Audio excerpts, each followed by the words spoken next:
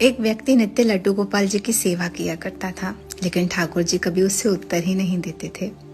किसी व्यक्ति ने उससे कहा कि तू अमुक देवी देवताओं की पूजा करना शुरू कर, तुझे उत्तर मिलना आरंभ हो जाएंगे। तो वो अन्य देवी देवताओं की विग्रह लाया और उनकी पूजा करना आरंभ कर दी और लड्डू गोपाल पे क्रोध कर मंदिर के ऊपर के कपाट में उन्हें रख दिया। अब जब वो पूजा करने के लिए अगरबत्ती को अर्पित करने लगा तो उसने सोचा कि अगरबत्ती की सुगंध ये लड्डू गोपाल क्यों ले, इसने तो कभी मेरे से बातचीत की नहीं। तो उसने सोचा कि मैं एक कपड़े से इनका मुख बांध लेता हूँ, ये क्यों सुगंध ले मेरे अगरबत्ती की। तो जैसे ही उसने एक कपड़ा लेकर ठाकुर जी का मुख बांधने का प्रयास किया, ठाकुर जी ने उसका हाथ पकड़ लिया और ठाकुर जी प्रकट हो गए।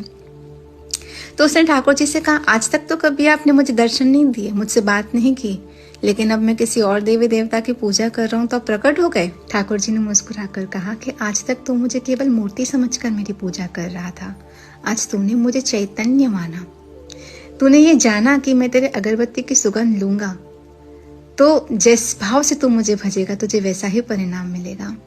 भगवत गीता में कृष्ण ने कहा है, ये यथाम माम प्रपद्यन्ते ताम तथैव भजामि हम ठाकुर जी को जड़ मानेंगे तो ठाकुर जी हमारे सामने कभी लीलाएं नहीं करेंगे, लेकिन अगर हम ठाकुर जी को चैतन्य मानेंगे तो ठाकुर जी भी हमारे सामने चैतन्य स्वरूप धारण कर लीलाएं करेंगे। श्री